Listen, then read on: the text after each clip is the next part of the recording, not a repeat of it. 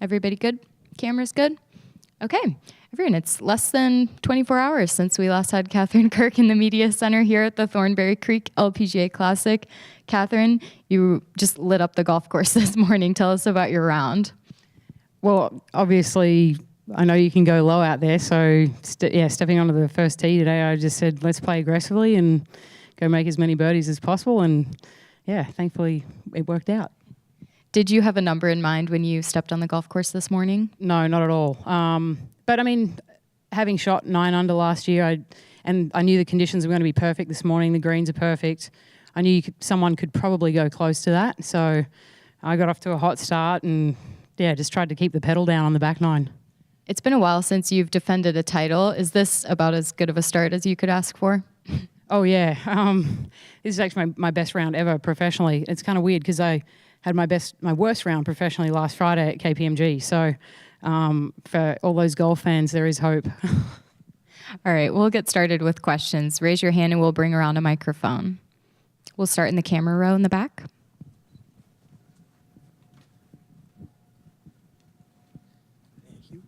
Katherine, yesterday you talked so much about just confidence coming into this tournament. I mean, can you talk about just how different it was for you to have all this build-up and instead of maybe letting that intimidate you or get in your head, to kind of use that as motivation and go out and just attack the course today?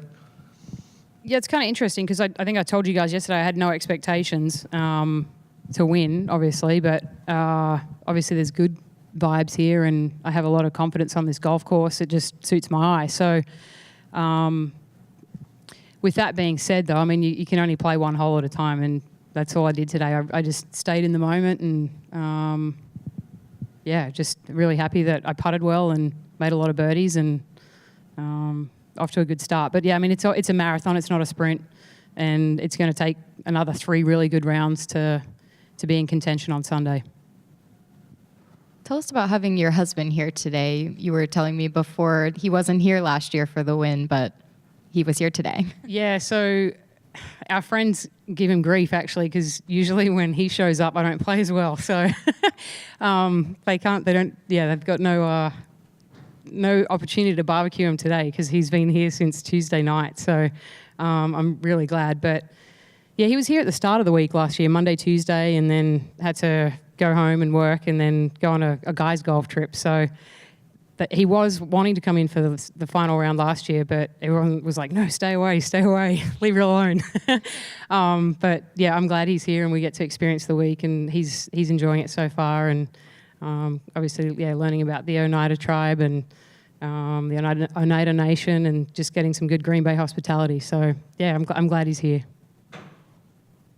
We have a question in the front. Katherine, you said this course suits your eye. Can you kind of explain that a little bit? Why does this suit your eye in your game? Partly because it is kind of generous off the tee. I've never been a very straight driver of the golf ball, but I don't know. It reminds me of some courses back in Kansas, and obviously, I've got some good shots in mind from last year, and it's a pretty golf course. I mean, there's lots of easy targets to pick, and the greens are perfect. So it's a fun golf course to play. Go to the front row here.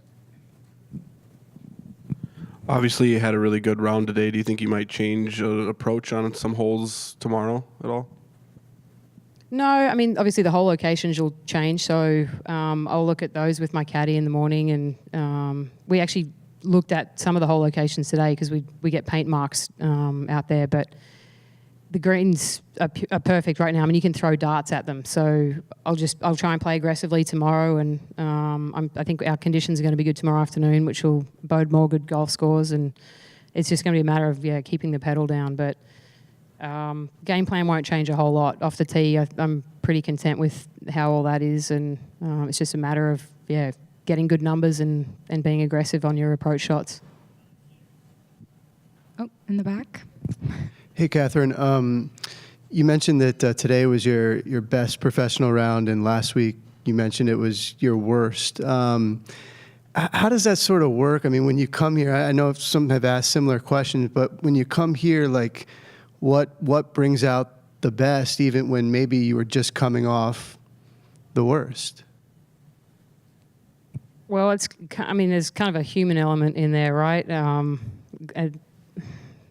Golf is funny, and when you've played it as long as I have professionally, you realize, hey, some days are going to be good, some days are going to be bad, and I did get really frustrated on Saturday on the range when I was kind of trying to work on a new swing thought, not really a new one, but an exaggeration, I should say. And I felt really good at the end of Saturday and told myself, hey, listen, you've played well up in Green Bay. You know how to score around there. Just go do it. Like, it's not rocket science.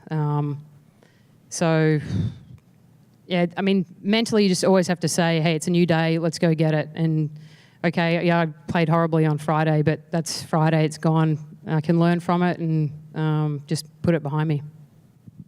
Camera row.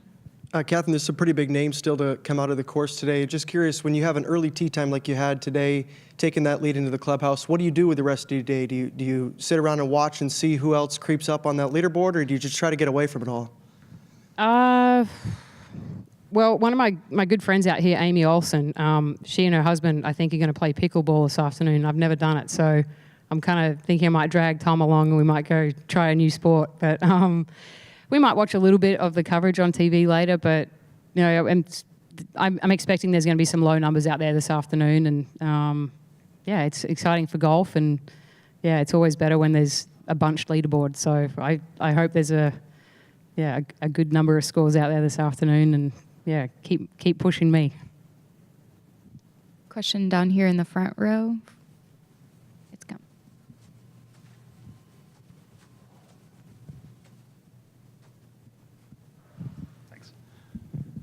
What does it do for you to start birdie, birdie, birdie, then to follow up? What does it do to birdie 18 to get to 10 under? Yeah, it's always nice to start birdie, birdie, birdie, but then in your head you're going, okay, I'm hitting it well, I'm putting well. Let's see if we can keep this going. And surprisingly, I didn't birdie the par 5. What is it, 13?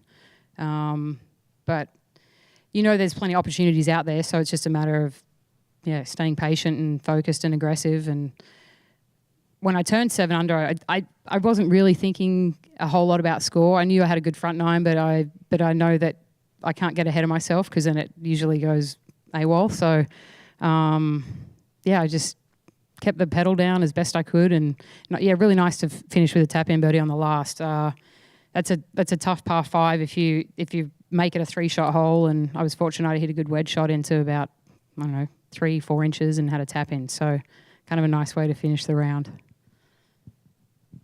Any other questions for Katherine? All right, keep it going. Thank you for joining us. Thank you.